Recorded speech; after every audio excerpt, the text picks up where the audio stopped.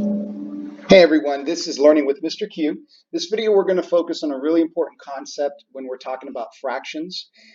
When we're comparing fractions, especially when we are adding and subtracting fractions, the denominators need to be the same.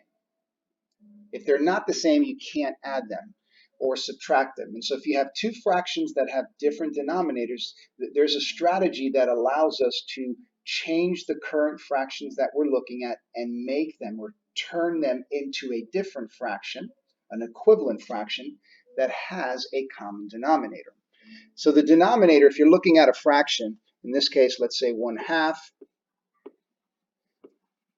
and 2/3, the denominator is the number down at the bottom, right here, this 2 and this 3.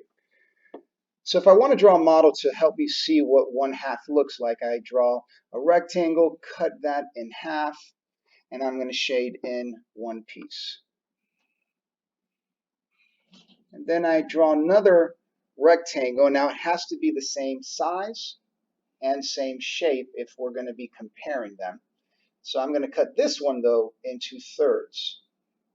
And then I shade in two pieces. So the numerator is just representing, if we're going to draw a model, how many pieces are shaded or counted or grouped. The denominator, the one down at the bottom, is not only the total amount of pieces, and so to the thirds, we can see that there's a total of 3 pieces, but it also represents the size of the pieces. This one here, 1/2, tells us there's a total of 2 pieces, but also the size. And so with fractions, it's the opposite. It can be a little confusing, but it's the opposite. The smaller the denominator is, the number, the bigger the pieces.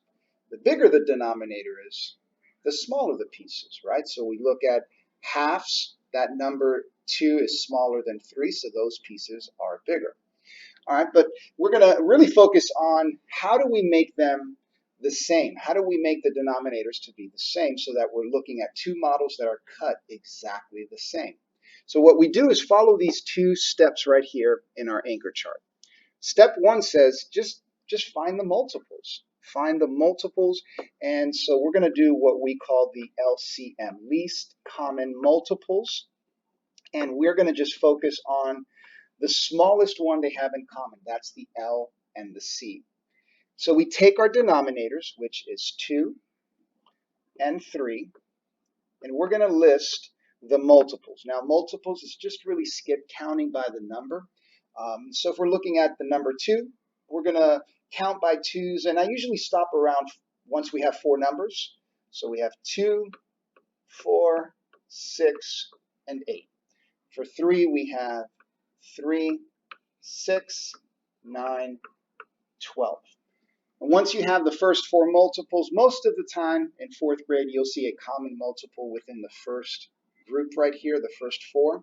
If not, you'll just need to go back to number 2 and then continue finding multiples, and then go down to number 3 and continue listing more multiples until you find one they have in common. But right now, we can see that we have 6 as the very first multiple they both have in common.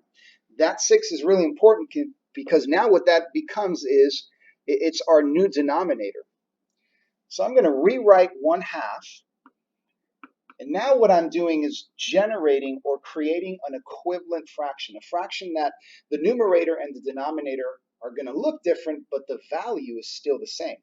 So if I have 1/2 and I want the denominator, instead of having 2 pieces, I have a total of 6 pieces, what I want to do is cut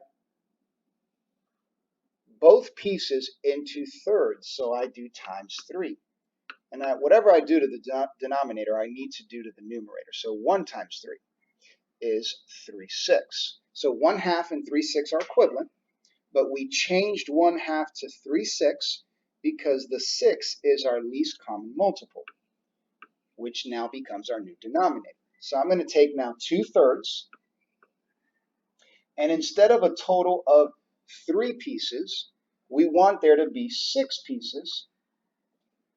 And for me to do that, I need to cut every piece in half. So in half means we're doing times 2 for both the denominator and numerator. So 2/3 is equivalent to 4/6. And if we go back to the first fraction, 1/2 is equivalent to 3/6, but what we did now is create two fractions that have a common denominator or the same denominator. And now we can use that to either compare the fractions or add them and subtract them. All right, everyone, I hope that helps.